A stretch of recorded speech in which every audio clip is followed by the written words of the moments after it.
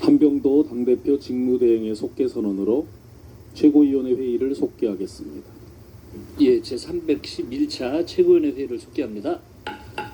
먼저 한병도 당대표 직무대행의 모두 발언입니다. 우리는 식구다. 이재명 대통령의 이번 AI 순방 성과는 이 한마디로 압축됩니다. 지난 24일 이재명 대통령께서는 샌프란시스코에서 잭슨 왕 엔디비아 CEO를 비롯한 글로벌 빅테크 수장들과 우리나라 대표 기업인들을 한자리에 모았습니다. 대통령께서 만찬 중 우리는 이라고 선창하자 참석자 모두 우리말로 식구다라고 화답했습니다. 대한민국과 글로벌 빅테크가 한 식구가 되어 AI 미래를 함께 만들어 가겠다는 뜻깊은 장면이었습니다. 이러한 신뢰는 구체적인 성과로 이어졌습니다. 삼성전자가 브로드컴과 향후 5년간 2천억 달러 규모의 첨단 메모리 반도체 공급과 AI 칩 생산 협력에 나서고 SK는 엔디비아 등 글로벌 빅테크와 7,500억 달러 규모의 장기 공급 협력을 추진합니다. 이를 합하면 총 9,500억 달러, 우리 돈 약 1,375조 원에 달합니다.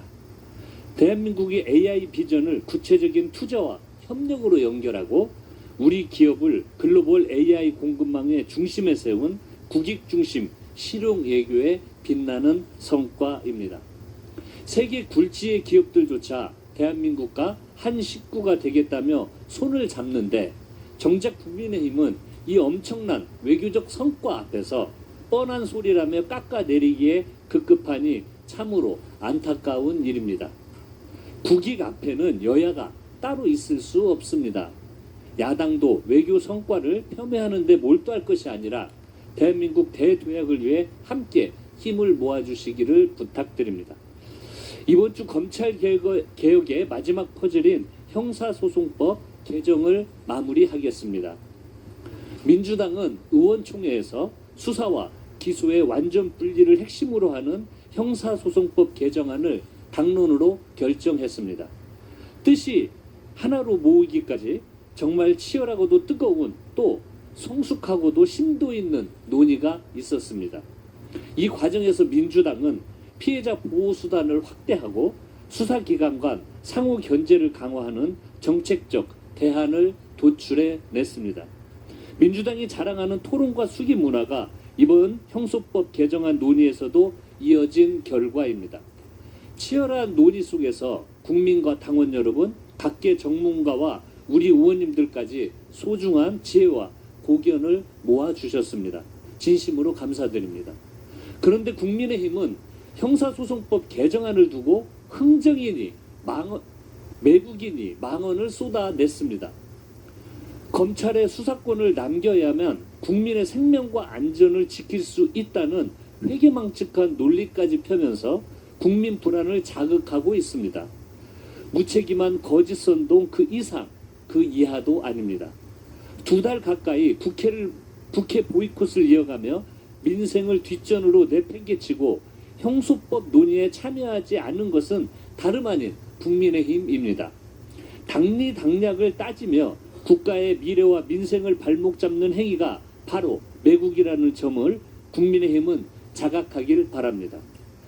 민주당의 원칙은 단 하나, 기소하는 검찰이 수사하지 않는다는 것입니다. 지난 80년간 수사권과 기소권을 양손에 쥔 검찰은 무소불위의 권력을 휘둘렀습니다. 그 무자비한 칼춤에 민주주의와 인권이 질파뼈고 무수히 많은 피해자가 피눈물을 흘려야 했습니다.